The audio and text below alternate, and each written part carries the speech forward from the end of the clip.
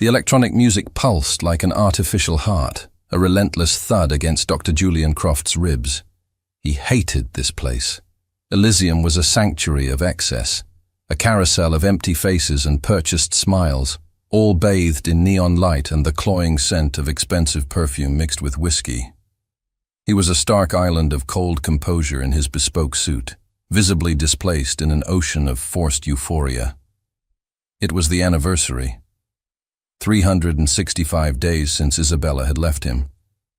And he was here, trying to drown her ghost in a glass of single malt, but the ghost, it turned out, knew how to swim. All alone, Doctor? A statuesque blonde slid into the vacant seat beside him, her red dress as subtle as a fire alarm. Julian didn't even glance at her. "I'm busy," he said, his voice as sharp as a scalpel. The woman laughed, unoffended. "Busy with what? Counting the ice cubes?" He finally turned his face to her, his blue eyes, usually so full of surgical focus and precision, now clouded with a raw, unguarded pain. "I'm busy remembering what silence sounded like before you arrived." The blonde recoiled, startled by the venom in his tone, and stood up, melting back into the throng. Julian returned to his glass, but the memory had already been triggered. A flashback, sharp and unwelcome, laughter echoing in his spacious kitchen. Isabella, her hair in a messy bun with a smudge of flour on her nose, trying to teach him how to make pizza dough. "No, Julian, you have to be gentle with it. It's not a hostile organ you're removing," she had teased, her dark eyes dancing with a light he hadn't seen in a year. He remembered the easy warmth of her hand on his, the scent of basil in her skin, the way she had looked at him as if he were the only man in the world.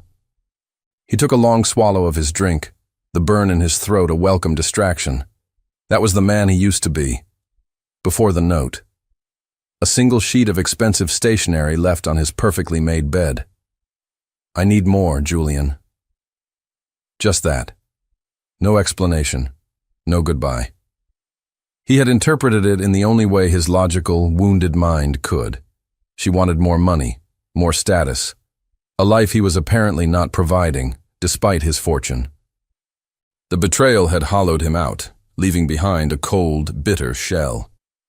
He was about to signal for another drink when a different figure approached his VIP booth. A waitress, moving with a weary grace that seemed out of place amidst the frantic energy of the club. She held a small tray, her posture professional, but tired. "What can I get for you, sir?" she asked, her voice a low murmur, nearly lost in the cacophony. Julian looked up, annoyed at the interruption, and his world stopped. The air in his lungs turned to ice. The pounding music faded into a distant hum. It was her, Isabella. Her glorious, wild curls were pulled back into a severe, tight ponytail. Her vibrant, expressive face was muted by a mask of professional indifference. And she was wearing a uniform, a short, tight-fitting black dress that was clearly designed to appeal to the club's clientele. The woman he had placed on a pedestal, the artist whose hands were meant to create beauty, was now serving drinks in a place like this. For a moment, he was paralyzed by pure shock. Then, a tidal wave of hot, black rage crashed over him, drowning every fond memory. The humiliation he felt was for him. This is what she had left him for? This cheap, degrading spectacle? The note echoed in his mind. "I need more." He let out a low, guttural sound, something between a laugh and a snarl. "So," he began, his voice dripping with a year's worth of distilled poison. "This is what more looks like." Isabella's head snapped up, her eyes, the same dark, soulful eyes from his memories, widened in sheer panic. The color drained from her face, leaving her looking as pale and fragile as a ghost. She stared at him as if he were an apparition, a specter from a life she had buried long ago. Her hand trembled. The tray tilted. The sound of shattering glass was sharp and clear, a tiny, perfect explosion that cut through the noise for a single, suspended second before being swallowed again by the relentless beat. She looked down at the broken shards on the floor, then back at him, her eyes a maelstrom of humiliation, fear, and a pain that mirrored his own. Without a word, she turned and fled, disappearing through a dark doorway marked "Staff Only." Julian remained frozen, his knuckles white around his glass. His heart, the organ he knew so intimately, felt like it was being ripped apart for the second time. But this time, the heartbreak was laced with a burning, all-consuming fury. He needed answers, and he would get them. Tonight. Isabella stumbled through the labyrinthine back halls of Elysium, the sound of her own frantic heartbeat drowning out the distant music. She threw herself into the staff locker room, a small, stuffy space that smelled of cheap disinfectant and quiet desperation. Her back hit the metal lockers and she slid to the floor, her entire body trembling uncontrollably. Julian. He was here. The ghost she had spent a full year trying to exorcise had materialized in flesh, bone, and a contempt so palpable it choked her. The way he had looked at her, as if she were filth on the bottom of his shoe. The pain was so sharp, so immediate, it stole her breath. "Rossi!" The door flew open with a bang. Marcus, the club's manager, stormed in. He was a short, greasy man with slicked back hair and a smile that never reached his predatory eyes. "What the hell was that? Do you have any idea what the crystal you just broke costs? That's coming out of your pay, you useless girl," he snarled, jabbing an accusatory finger at her. "And who was that guy?" Dr. Croft didn't look happy. "If you offended him, I didn't offend him," Isabella said, her voice shaking as she tried to push herself up. "It was an accident." "Accidents cost me money," Marcus shot back. "Now get up and get back to work before I find more reasons to dock your miserable pay." Before she could answer, Marcus's phone buzzed. He answered it with a sudden deference that was completely alien to his nature. "Yes, Mr. Alistair. Yes, of course. What? Right now?" "Understood." He hung up and stared at Isabella, a look of confusion and anger on his face. "Looks like it's your lucky day. Or unlucky. The guy you pissed off, Dr. Croft, just called Mr. Alistair, the man who owns this place, and he wants to see you." Isabella's blood ran cold. "I don't want to see him." Marcus let out a cruel laugh. "You don't get it. He's not asking. He bought the rest of your night. Whatever that means is none of my business. Now get to my office. He's waiting." Propelled by a toxic mix of fear and resignation, Isabella walked to Marcus's office. Julian was standing with his back to the door, looking out the small, grimy window into the dark alley below. He turned as she entered, and the intensity in his gaze made her take an involuntary step back. This was not the Julian she had loved.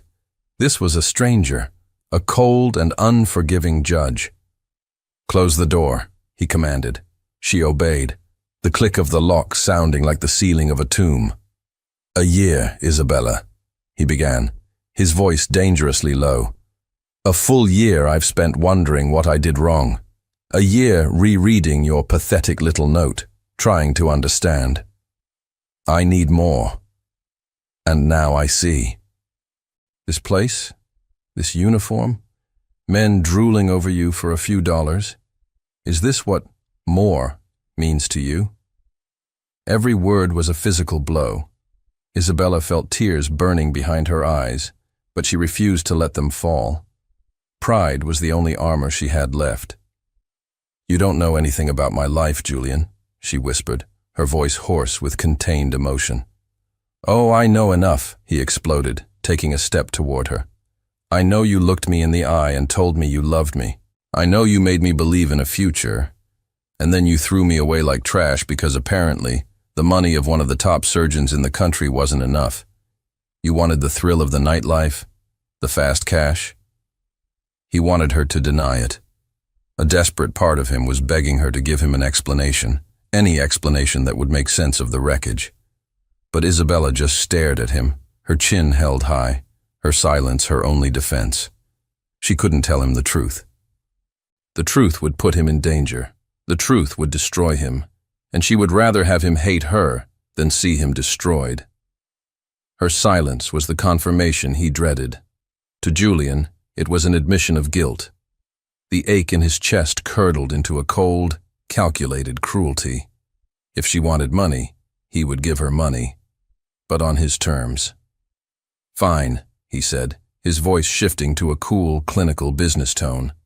"Let's talk business then. You're clearly desperate. I'll pay. I'll pay for everything. Your debts, your rent, whatever it is that brought you to this hellhole. I'll clear it all." Isabella stared at him, wary. "Why?" A smile devoid of all warmth touched Julian's lips. "In return, you'll come work for me. You'll be my personal assistant. You'll arrange my schedule, my meetings, my dinners. You will live in my house, and you will witness every single day the exact life you threw away. You wanted more, didn't you? I'll give you more. More humiliation than you ever thought possible." He didn't want to help her. He wanted to punish her. He wanted to keep her close, a constant torturous reminder of her betrayal, until the sight of her no longer hurt. Isabella felt the floor drop out from under her. Work for him? See him every day? Live in the house that was once the promise of their dreams, but now as his servant? It was an exquisite torture, a proposal born of pure spite. But as she thought of the mountain of medical bills, of the veiled threats, of the devastating secret that kept her awake at night, she knew she had no choice. She was trapped. She lifted her eyes to meet his, her own expression hardening into a mask of ice to match his. The battle had just been declared. "I accept," she said, her voice steady and cold, betraying none of the vulnerability she felt. "But mark my words, Julian, you are going to regret this." The gates of Julian's estate slid open with a silent, imposing grace. Isabella stared through the car window at the sprawling modern mansion, a masterpiece of glass, stone, and sharp angles set against the lush green hills. It was the house they had once walked through while it was under construction, dreaming of the life they would build within its walls. Now, it was her prison, a gilded cage. Julian brought the car to a halt in the circular driveway. He didn't look at her. "Mrs. Gable, my housekeeper, will show you to your room. Your duties begin tomorrow at 7 a.m. sharp." His tone was clipped, impersonal, as if speaking to a stranger he'd just hired. As Isabella stepped out of the car, an older woman with kind eyes and neatly styled gray hair approached from the front door. It was Eleanor Gable, a woman who had always treated Isabella with warmth and affection during her previous visits. "Isabella, dear." "Mrs." Gable began, her face a mixture of surprise and relief, before she caught the glacial expression on Julian's face. Her smile faltered, replaced by a confused pity. "Welcome. Let me show you inside." The pity stung more than outright hostility would have. Inside, the house was just as breathtaking and heartbreaking as she remembered. Minimalist, yet warm, with floor-to-ceiling windows that overlooked an infinity pool and the city lights beyond. It smelled of cedarwood, clean linen, and faintly of Julian. Her room was not a guest room. It was a small Spartan staff quarter in a separate wing of the house, a clear and deliberate statement of her new status. On the neatly made bed sat a sleek, black tablet. "Dr. Croft asked me to give you this," Mrs. Gable said softly, her eyes full of unspoken questions. "He said your schedule and list of duties are on it." After the housekeeper left, Isabella picked up the tablet. The screen lit up, displaying a document titled Protocols and Responsibilities. Her eyes scanned the text, a cold knot tightening in her stomach. Her day was to begin at 7, preparing his coffee, black, 2 sugars. By 7:30, she was to be in his closet, organizing and pressing his wardrobe selection for the day. At 8, she was to review and confirm his schedule. But it was the first rule, displayed in bold letters at the very top, that truly took her breath away. "You will address me as Dr. Croft at all times." He was stripping away every piece of their shared past, starting with his name. The next morning, her duties began. The most humiliating task was organizing his walk-in closet. She was forced to touch his clothes, the soft cashmere of his sweaters, the crisp cotton of his surgical shirts. His scent was everywhere, a ghost of intimacy that made her hands tremble. She felt like a thief, an intruder in a life that was once supposed to be hers. Later that day, he summoned her to his home office. "You will be planning a dinner party," he stated, not looking up from his laptop. "For this Friday, 2 guests, an intimate affair." He slid a piece of paper across the desk. On it was a name, Catherine Vance, a well-known socialite whose picture was often in the society pages. "Miss Vance is a vegetarian. See to it that her preferences are met. I want everything to be perfect." The casual cruelty of it was breathtaking. He was forcing her to facilitate his date with another woman. "Of course, Dr. Croft," she managed to say, her voice a hollow echo of itself. The final, unexpected twist of the knife came that afternoon. Isabella was on the phone with a florist, trying to arrange the centerpiece for the dinner party, when the man on the other end of the line made a lewd suggestion. "A beautiful house like that for an intimate dinner. If the lady of the house needs any help with the entertainment afterward, you just let me know," the florist said with a sleazy chuckle. Isabella froze, disgusted and speechless. Before she could hang up, a cold voice cut through the air from behind her. "What did you just say?" Julian was standing in the doorway, his phone pressed to his ear, but his full attention was now fixed on her. She hadn't even heard him approach.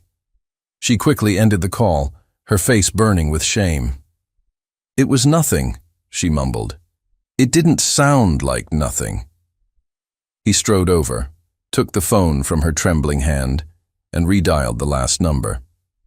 His voice was dangerously calm. "This is Dr. Julian Croft. I believe you were just speaking with a member of my staff." "Yes, I heard you. Let me be perfectly clear. You will apologize to Ms. Rossi immediately. Then you will cancel my order. Your company's services are no longer required at this address. Ever." He hung up and turned to her, his expression still hard as granite. For a fleeting moment, she felt a wave of gratitude. He had defended her. But his next words shattered the illusion. "And you," he said, his voice laced with ice, "learn to stand up for yourself. Or do you prefer it when men treat you like you're still working at Elysium?" He turned and walked away, leaving her standing alone in the vast, silent living room. She was trembling, caught in a whirlwind of conflicting emotions. He had protected her, his alpha instinct kicking in without hesitation. But in the same breath, he had used her past to wound her, reminding her exactly what he thought of her and the place she now occupied in his world. He was her protector and her tormentor all at once, and she was trapped in the crossfire. 2 days later, Julian informed her that she would be accompanying him to a hospital charity gala. It wasn't a request. It was an order, delivered with the same detached authority he used for all his commands. "A stylist will be here at 5 o'clock to dress you," he stated, his eyes fixed on a medical journal. "You are a reflection of me in public now. I expect you to look the part." The stylist, a flamboyant man named Antoine, arrived with racks of designer gowns. He surveyed Isabella with a critical eye, clucking his tongue. "Darling, we have work to do, but the canvas is exquisite."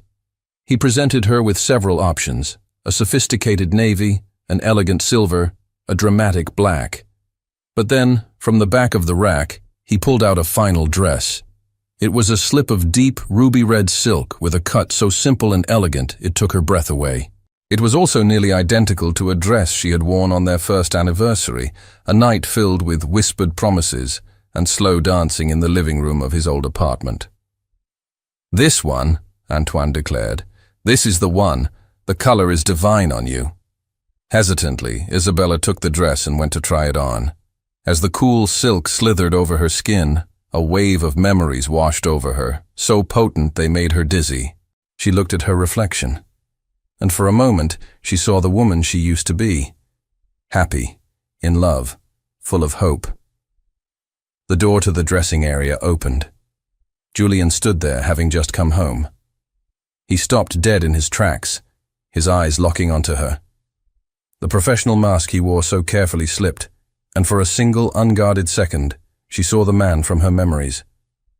His eyes darkened, not with anger, but with a raw, visceral ache.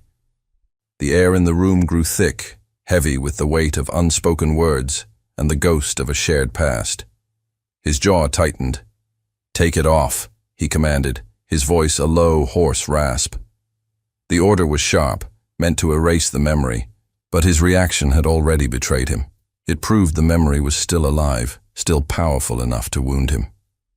"Wear the black one," he added, turning away before she could see the full extent of the turmoil in his eyes. At the gala, Isabella was a silent, beautiful accessory at his side. She played her part perfectly, smiling demurely, and speaking only when spoken to. Julian was in his element, navigating the crowd of wealthy donors and esteemed colleagues with effortless charm. But Isabella noticed he kept a proprietary hand on the small of her back, a subtle but constant claim of ownership. Later in the evening, an older, kind-faced doctor approached them. It was Dr. Alistair Finch, a mentor to Julian and a friend of his late father. He beamed at them, oblivious to the tension simmering beneath the surface. "Julian, my boy, it's wonderful to see you looking so well," Dr. Finch said, patting Julian's shoulder. He then turned his warm gaze to Isabella. "And you, my dear, are a vision. It's so good to see him smile again. This young woman does you good, Julian." Julian offered a tight, polite smile. Dr. Finch continued, his voice softening with nostalgia. "She has the same light in her eyes that your mother had, you know. A certain strength. Your mother was a fighter, even when no one knew she was ill. She suffered in silence for so long." The comment struck Julian with the force of a physical blow. His mother. She had hidden her own illness for years, too proud to be a burden, until it was too late. He looked at Isabella, truly looked at her, and for the first time, a sliver of doubt pierced through his anger. He saw the dark circles under her eyes that her makeup couldn't quite hide, the proud, rigid set of her jaw. He saw strength, yes, but it was the brittle strength of someone holding back an immense weight. What if her story was more complicated? What if her betrayal wasn't what it seemed? For the rest of the night, he watched her. The contempt that had fueled him for days began to curdle into a confusing, unsettling mix of suspicion and a dawning, terrifying empathy. He was no longer sure of anything, except for the fact that the woman standing beside him was a complete and utter enigma. The fragile truce forged at the gala shattered a few days later. Isabella was in the kitchen, discussing menu options with Mrs. Gable, when her personal cell phone, one of the few possessions she had brought with her, began to ring. It was a cheap, prepaid phone, a stark contrast to the high-tech world she now inhabited. She glanced at the screen, and all the color drained from her face. Her expression shifted from polite attentiveness to raw, undisguised panic. "Excuse me," she whispered, her voice tight, and rushed out of the room onto the back terrace, closing the glass door behind her. Julian was in his office, which overlooked the terrace. He watched as she began to pace, her body language frantic. She spoke in hushed, urgent tones, one hand twisting nervously in the fabric of her simple blouse. She kept glancing back toward the house, as if terrified of being overheard. His jaw clenched. The doubt that had begun to sprout at the gala was instantly choked by a fresh wave of suspicion.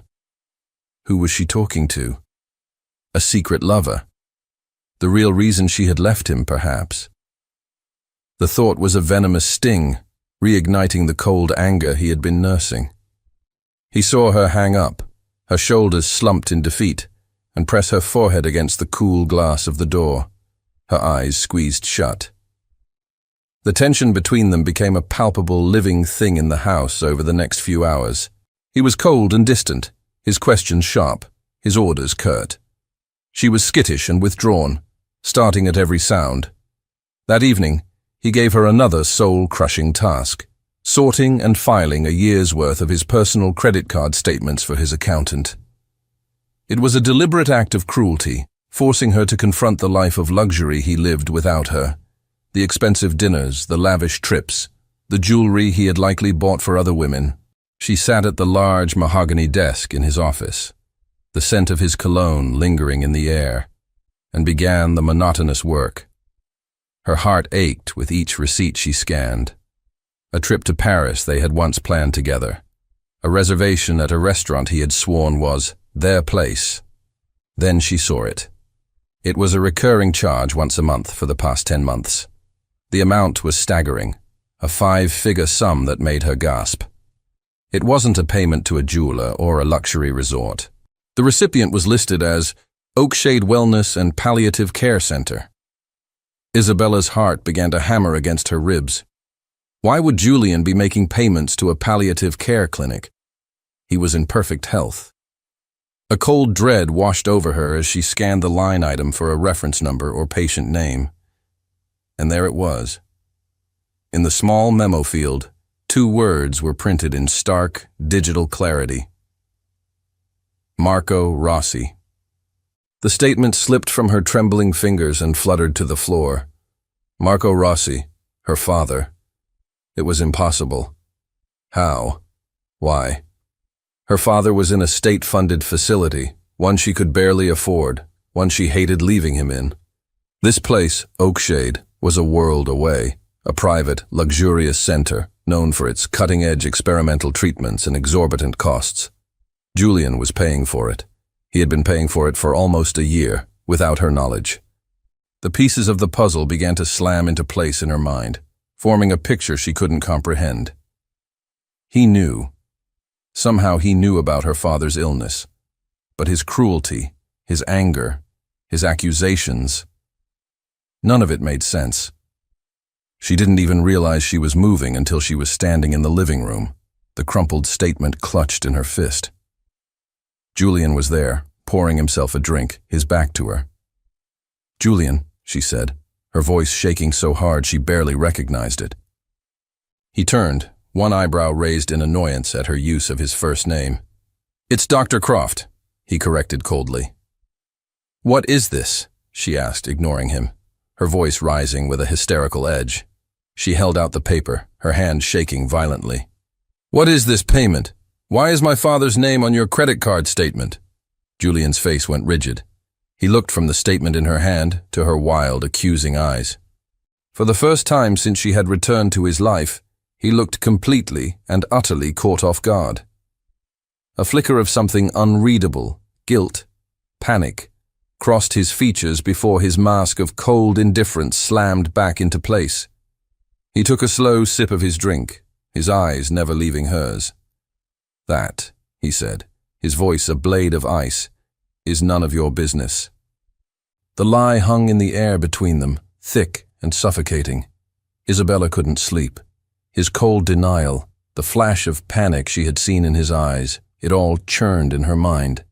She felt like she was on the edge of a precipice, and the truth was a long, terrifying fall below. Restless, she left her small room and wandered through the silent, moonlit mansion.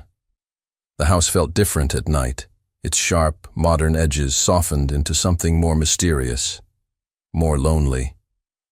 She found herself drawn to the library, a vast, 2-story room filled with the comforting scent of old paper and leather. Perhaps a book could quiet the storm in her head. As she passed Julian's study, she noticed a sliver of light from under the door. She heard a faint clink of glass against wood. Hesitantly, she pushed the door open. The room was cast in shadows, the only light coming from a small desk lamp that threw a golden pool onto the mahogany surface. Julian was there, slouched in his leather chair, a bottle of whiskey and a half-empty tumbler beside his hand. He wasn't working. He was just sitting in the dark, drinking. He looked up as she entered, his eyes unfocused for a moment before they sharpened on her. He was drunk, more drunk than she had ever seen him. The carefully constructed walls he built around himself every day had crumbled, leaving behind a raw, unguarded vulnerability. "Can't sleep," he slurred, a bitter smile twisting his lips. "Or did you come to search my desk for more secrets?" "I wanted to know why you lied to me, Julian," she said softly, taking a tentative step into the room.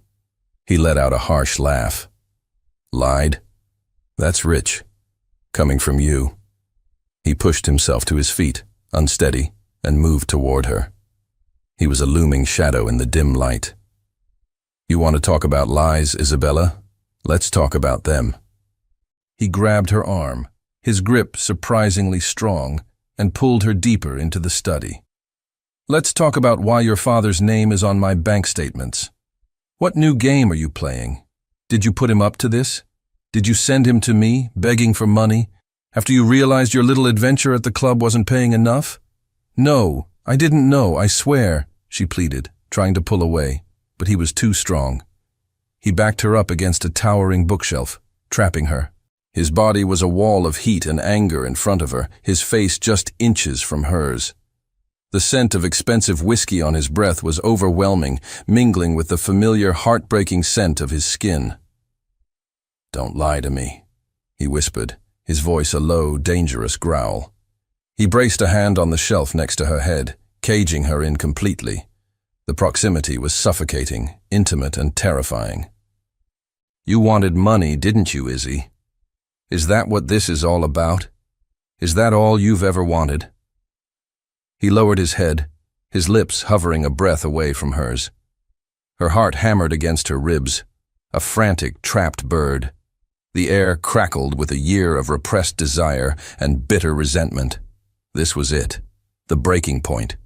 The audience in her mind held its breath, waiting for the kiss, the explosion, the release. Instead, he recoiled as if he'd been burned. He stared at her, his chest heaving, a look of self-loathing twisting his features. He had almost done it. He had almost given in to the one thing he wanted and hated in equal measure. "Get out," he rasped, his voice choked with disgust.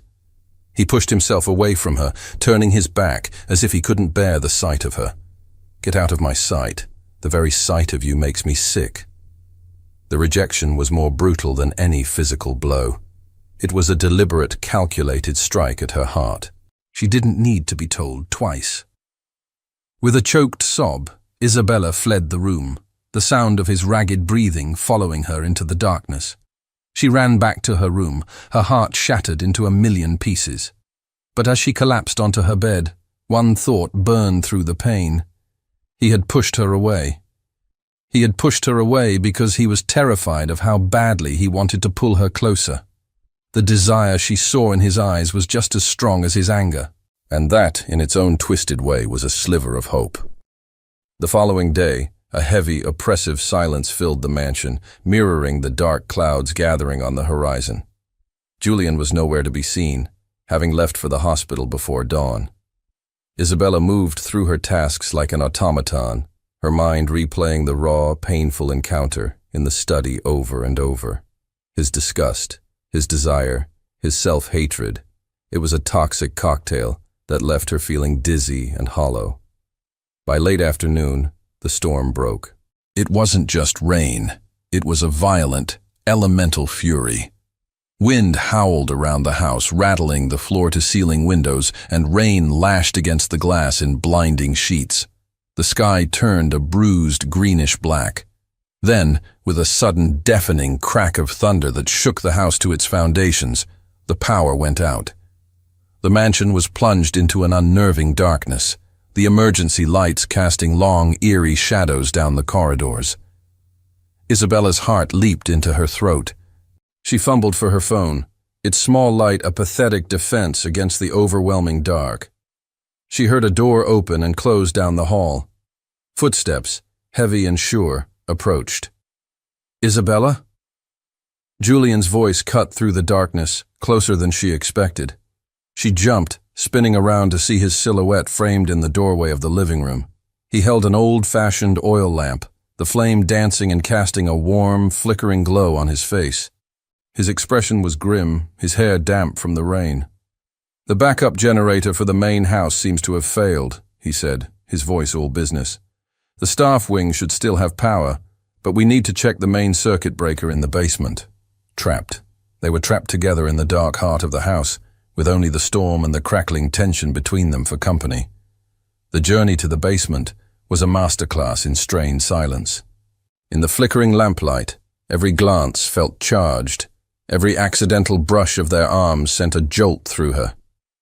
The circuit breaker predictably was fried. They were stuck. They ended up in the living room, the oil lamp on the coffee table their only source of light.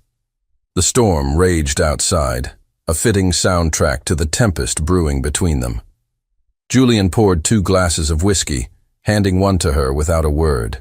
She took it, her fingers brushing his. The contact was electric. For a long time, they just sat, listening to the storm.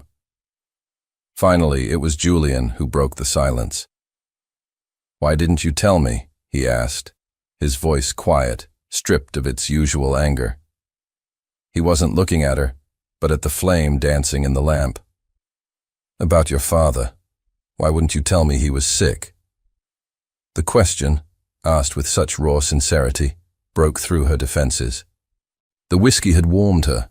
The darkness had made her feel strangely exposed, and she was so tired of carrying her secrets alone. "Because of pride," she whispered, the admission tasting like ash in her mouth. "My stupid, stubborn pride." Tears she had held back for a year began to fall, silent and hot down her cheeks. "He got the diagnosis right after we picked out the marble for the kitchen in this house. It was aggressive. The doctors said he needed experimental treatment, things the insurance wouldn't cover. The bills started piling up. It was crushing. I was drowning, Julian." She finally looked at him. His face, in the flickering light, was a mask of shock and dawning horror. "I couldn't ask you for help," she continued, her voice breaking. "You were this brilliant, successful surgeon.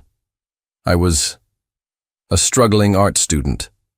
I didn't want to be your charity case. I didn't want you to look at me with pity. I loved you too much to become your burden, so I left. I thought if I could just get enough money together quickly, I could handle it on my own. The job at the club. It was the fastest way. It was supposed to be temporary." It was a confession, but it wasn't the whole story. She left out the darkest part, the part that could still put him in danger. Julian was devastated. The guilt hit him like a physical blow, knocking the air from his lungs. He had been so wrong, so horribly, cruelly wrong. Every insult, every accusation, every act of punishment he had inflicted on her. It was all based on a lie he had told himself. "Izzy," he breathed, the old nickname slipping out, full of pain and regret. He moved across the space between them in an instant, pulling her into his arms.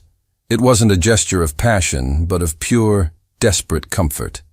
He held her tightly as she sobbed against his chest, his hand stroking her hair. "I'm so sorry," he murmured into her hair. "God, I'm so sorry." She clung to him, absorbing his warmth, his strength. The embrace slowly changed. The comforting strokes of his hand on her back became more deliberate. His breathing deepened. He pulled back just enough to look at her, his thumb gently wiping the tears from her cheek. His eyes, dark and full of 1,000 emotions in the lamplight, dropped to her lips. This was it. The moment from the study, but this time it was different. There was no anger, only regret, and a deep, aching need. He leaned in, his lips parting, the surrender imminent. But then, the full weight of the rest of her secret, the secret she was still keeping, crashed down on her. This was wrong. He still didn't know the whole truth. She turned her head at the last second. "No," she whispered, the word tearing from her throat. She pushed gently against his chest. "Julian, stop. You don't understand. It's not just that." He froze, confusion and hurt clouding his features. He had just been given the key, and now she was changing the lock. "What else could there possibly be?" he asked, his voice laced with bewildered frustration. The morning after the storm, a fragile, unnerving calm settled over the mansion. The power had been restored, but the atmosphere remained charged, thick with the unspoken words and unresolved tension from the night before. Julian was quiet, his anger replaced by a brooding, confused guilt. He watched Isabella from a distance, his eyes filled with questions she wasn't ready to answer. He found her in the kitchen, staring blankly at the tablet that dictated her life. "My schedule," he said, his voice startling her. "It says I have a site visit this morning. The new research wing at the hospital. You'll come with me. I need someone to take notes." It was an order, but it lacked its usual cold bite. It felt more like he was looking for an excuse to keep her close, to try and understand the puzzle she presented. The construction site was a chaotic symphony of noise and activity. Men in hard hats shouted over the roar of machinery, and the air was thick with dust. Julian, looking completely in his element, strode through the site, pointing out plans and discussing logistics with the foreman. Isabella followed a few steps behind, dutifully taking notes, feeling more like a ghost than a person. She was so lost in her thoughts, so focused on the ache in her own heart, that she didn't notice the danger until it was too late. A crane operator, misjudging his angle, swung a heavy steel I-beam too close to the walkway where they stood. A warning shout went up, but it was drowned out by the din. Isabella looked up, her eyes widening in horror as the massive beam swung directly toward her. She was frozen, her mind unable to process the impending impact. She didn't have time to scream. In a blur of motion, Julian reacted. There was no thought, no hesitation, only pure, primal instinct. He launched himself at her, his body a shield, tackling her with the force of a linebacker. "Izzy!" he roared, the name torn from him in a burst of terror. He wrapped his arms around her, twisting his body in mid-air to absorb the brunt of the impact. They hit the dusty ground hard, Isabella cushioned by his body. A shower of smaller debris, gravel and wood splinters, rained down on them. She heard him grunt in pain as something struck his arm, but his grip on her only tightened, holding her pinned safely beneath him. The world came rushing back in a cacophony of shouts and the screech of machinery grinding to a halt. "Are you okay?" Julian's voice was rough, breathless, his face inches from hers. His eyes were wild with a fear that had nothing to do with his own safety. "Are you hurt?" "No," she whispered, dazed. "I'm fine. But your arm." He looked down. A deep, ragged gash ran along his forearm, blood welling up, dark and red against his skin. Back at the mansion, the adrenaline faded, leaving a tense, vibrating silence in its wake. Julian tried to dismiss the injury, but Isabella, seeing the blood soaking through the makeshift bandage the site medic had applied, would not allow it. "Sit down," she ordered, her voice surprisingly firm. She retrieved the large first aid kit from the kitchen, her hands moving with a purpose she hadn't felt in months. The task forced them into an intense, unnerving intimacy. He sat on a stool in the vast, sterile kitchen, his jacket removed, his sleeve rolled up. She stood between his knees, her focus entirely on the wound. Her hands, usually so steady when holding a paintbrush, trembled slightly as she cleaned the gash with antiseptic. The sting made him flinch, his muscles tensing under her touch. "Sorry," she murmured, not looking at his face. He didn't answer. He just watched her, his gaze heavy, tracking the delicate movements of her fingers as she carefully applied a sterile dressing and wrapped the wound with clean gauze. The air was thick with the scent of antiseptic and the even more potent scent of their proximity. The anger and resentment that had defined their interactions had vanished, burned away by the stark reality of what had almost happened. All that was left was a raw, undeniable connection. When she finished, her hands lingered on his arm for a moment too long. She finally raised her eyes to meet his. They were so close she could see the flecks of gold in his blue eyes, could feel the warmth of his breath on her face. "Why did you do that?" she whispered, her voice barely audible. "You could have been killed." He stared at her, his expression a turbulent sea of conflict and confusion.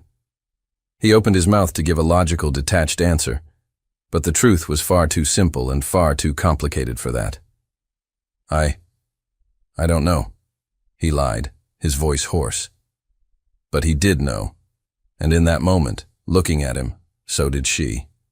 His instinct to protect her was stronger than his pride, stronger than his anger, stronger than anything. And that fact was more dangerous than any swinging steel beam. The near-death experience at the construction site shifted the ground beneath them. The dynamic of tormentor and victim, of master and servant, had been irrevocably fractured. Julian was quieter, more watchful. The cold fury in his eyes had been replaced by a deep, unsettling confusion. He found himself making excuses to be near her, asking for her opinion on trivial household matters, his mind struggling to reconcile the woman he thought he knew with the woman he had almost lost. The breaking point came on a quiet Tuesday afternoon. Isabella's cheap cell phone rang. She saw the caller ID, Oakshade Center, and her blood ran cold. It was the clinic. "Ms. Rossi," a calm, professional voice said on the other end. "I'm calling about your father, Marco. There's been a complication. His doctor feels you should come as soon as you can." Panic, cold and absolute, seized her. "I'll be right there," she managed to say, her voice trembling. She hung up and flew down the stairs, grabbing her purse, her mind racing. How would she get there? A taxi would take too long. She didn't have a car. She burst into the living room where Julian was reading, not even thinking about their complex relationship, only about the raw, desperate need to get to her father. "I have to go," she said, her voice choked with panic. "It's my father. The clinic called. I need to go now." Julian was on his feet in an instant. He saw the sheer terror in her eyes and didn't ask a single question. The doctor in him took over, overriding everything else. "I'll take you," he said, his voice calm and commanding. "Get your coat. We're leaving now." The drive to Oakshade was a blur of tense silence. When they arrived, the clinic was even more beautiful and serene than Isabella had imagined. It looked more like a five-star resort than a medical facility. Julian's name opened doors. They were immediately escorted to a private suite overlooking a tranquil garden.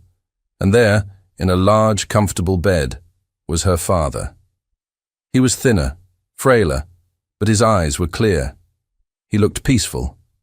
He smiled weakly as Isabella rushed to his side, taking his hand. "My beautiful girl," Marco Rossi whispered, his voice raspy.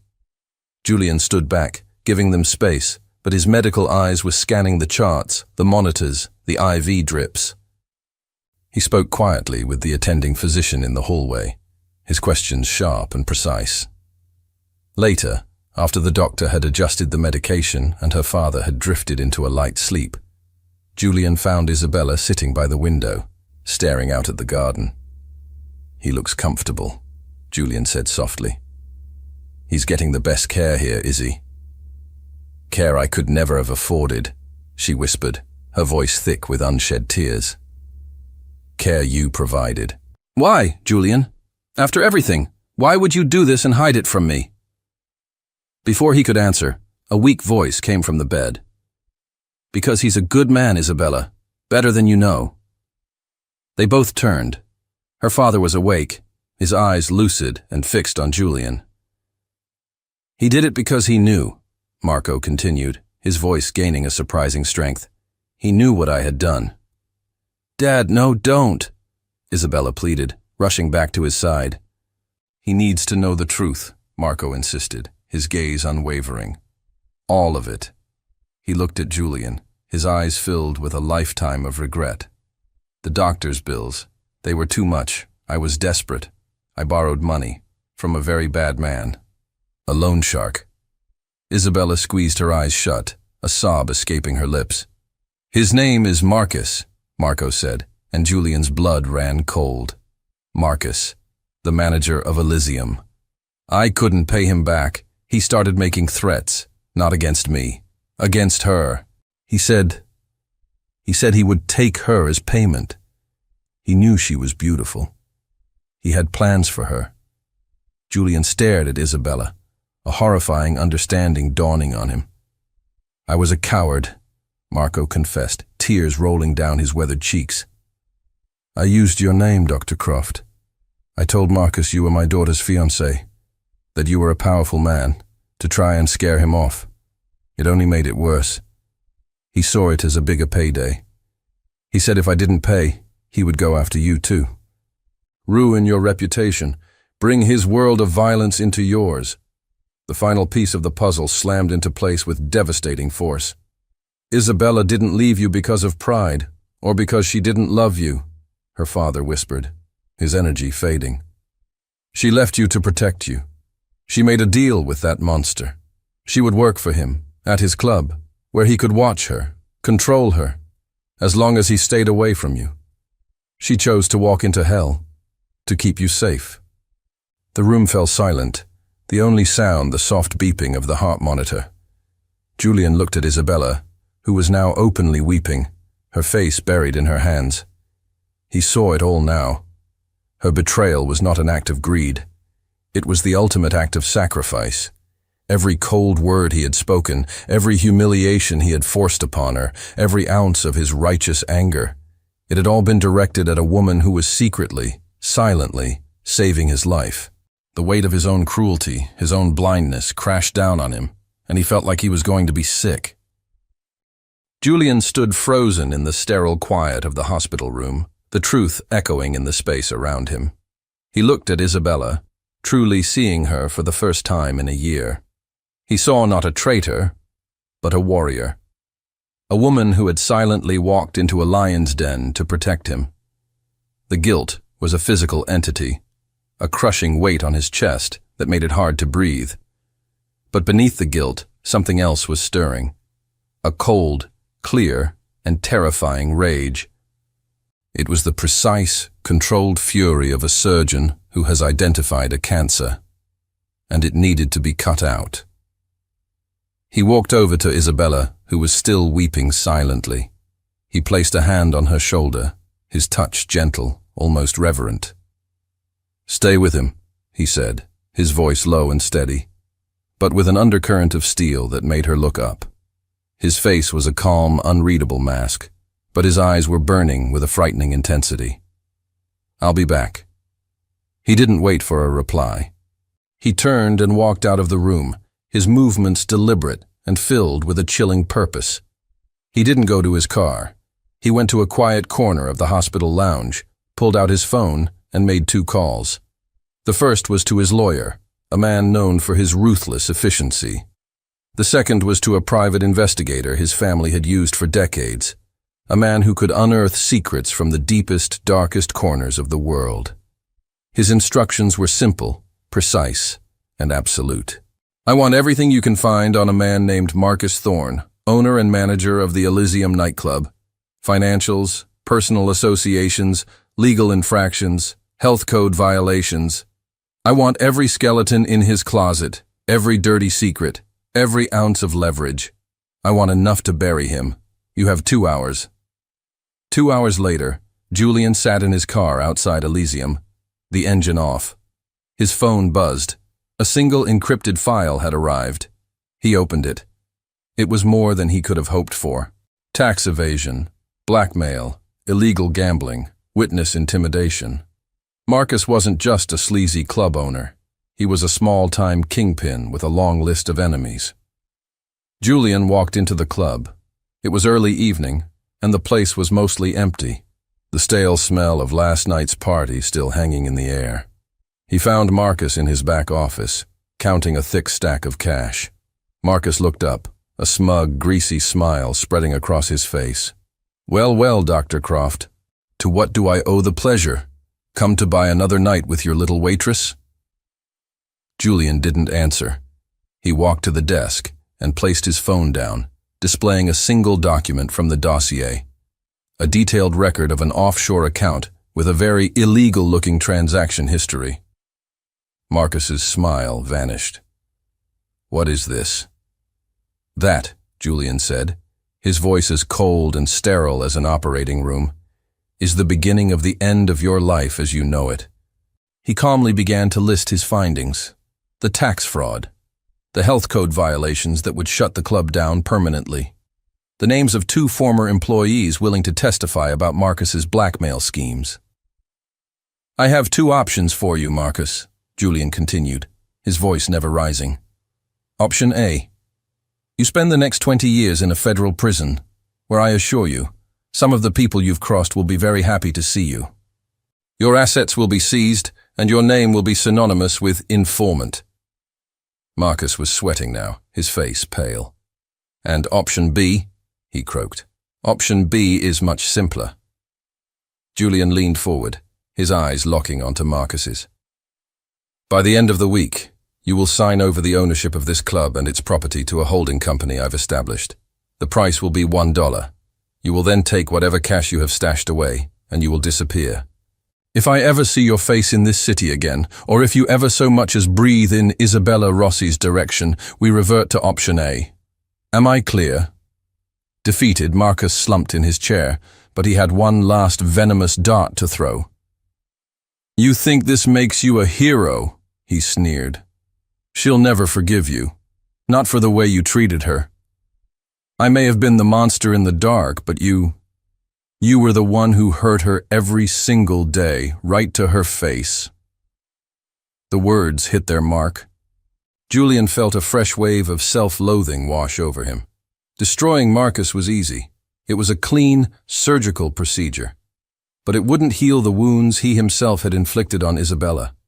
It wouldn't erase the memory of his cruelty, his accusations, his cold, calculated punishment. He turned and walked out of the office without another word, leaving Marcus to contemplate the ruins of his small empire. Julian didn't feel like a victorious hero. He felt like a man who had just won a battle, only to realize he had already lost the war. Now came the hardest part. Returning to the woman he had wronged so terribly, and begging for a forgiveness he knew he didn't deserve. Julian drove back to the clinic, each mile a torturous journey through the landscape of his own failings. Marcus's final words echoed in his mind.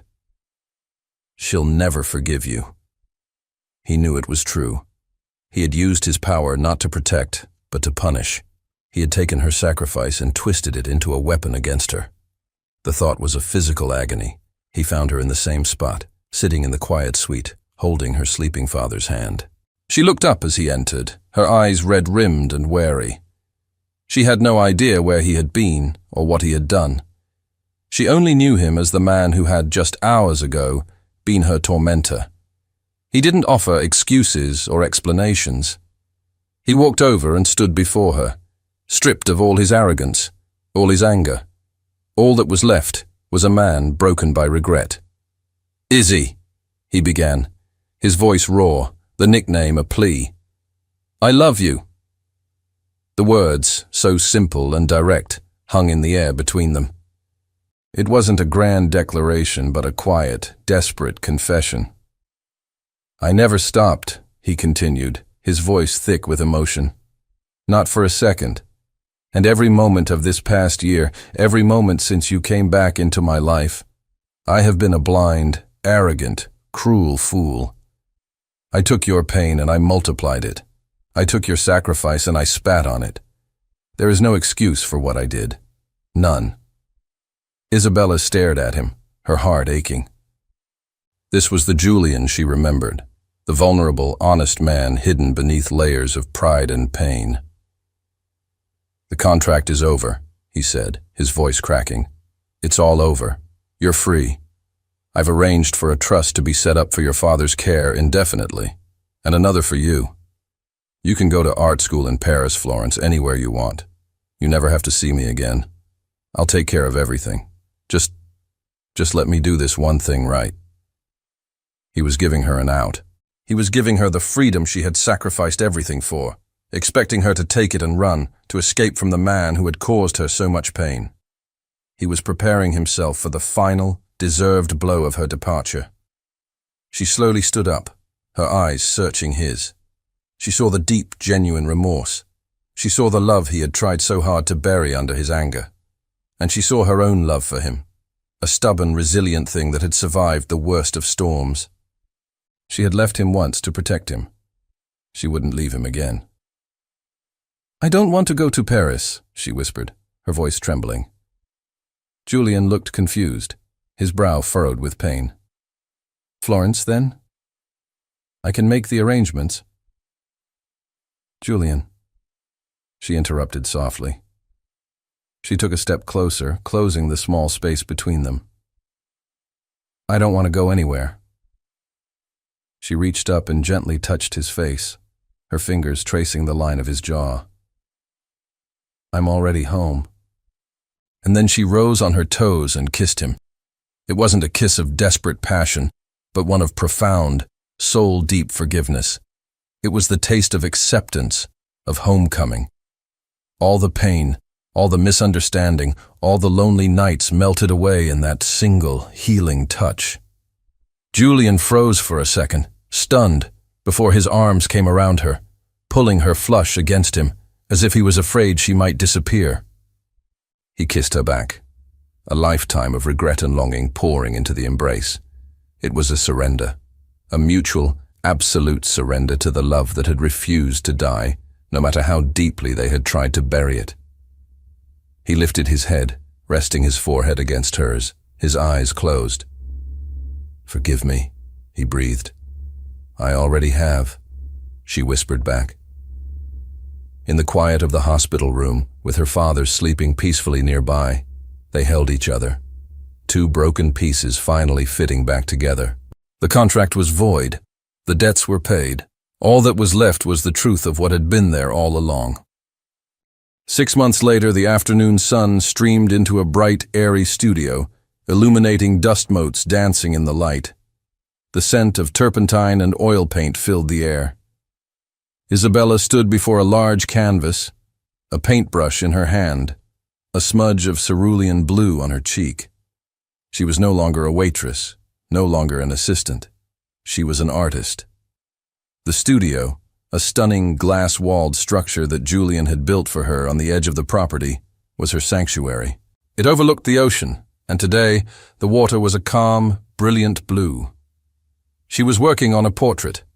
It was of Julian, but not the cold, imposing Dr. Croft she had first encountered at Elysium. In her painting, he was relaxed, sitting in an armchair in the library, a small, genuine smile on his lips, the kind she saw every day now. He was reading, and the light from the window caught the gold in his eyes. The door to the studio slid open. Julian walked in, having just returned from the hospital. He had shed his suit jacket and loosened his tie. He smiled when he saw her, his eyes crinkling at the corners. There you are, he said, his voice full of a soft, easy affection. He walked up behind her, wrapping his arms around her waist and resting his chin on her shoulder. He looked from her painting to her face, his gaze full of admiration. It's incredible, Izzy, he murmured, pressing a kiss to her temple. You've captured him perfectly. He almost looks handsome. She laughed, leaning back against his chest. He has his moments. Their life together had found a beautiful, simple rhythm. Her father was living out his final months in peace at Oakshade, his every need met, his daughter happy and by his side. The past was not forgotten, but it had been transformed. I have some news, Julian said, his tone shifting slightly. The sale was finalized this morning. Isabella turned in his arms to face him. The club? He nodded. Elysium is officially no more. He paused, a flicker of excitement in his eyes. The new Rossi Arts Foundation now holds the deed. Its first act will be to award a full scholarship to a promising young art student from the city. The foundation's director is still considering candidates. He looked at her pointedly, a playful smile on his lips. Isabella's eyes filled with tears. He had done it. He had taken the sight of her deepest humiliation and transformed it into a symbol of her triumph, a beacon of hope for others. It was the most thoughtful, most meaningful gift he could have ever given her. Thank you, she whispered, her voice thick with emotion. I love you, he answered simply, as if it were the only explanation necessary. He held her close for a long moment, the silence comfortable and full. Beside the finished portrait of Julian stood another, larger canvas. It was completely, spotlessly blank. He nodded toward it. What will you paint next? He asked softly. Isabella looked at the blank canvas, then back at the man holding her. The man who had seen the worst of her and the worst of himself, and had chosen love anyway. She smiled, a real, radiant smile that lit up her entire face. She turned and pressed a soft, lingering kiss to his lips. "Our future," she replied. Together, hand in hand, they stood before the blank canvas, ready to fill it with the vibrant, beautiful colors of a life they would finally create for themselves. By choice. Together.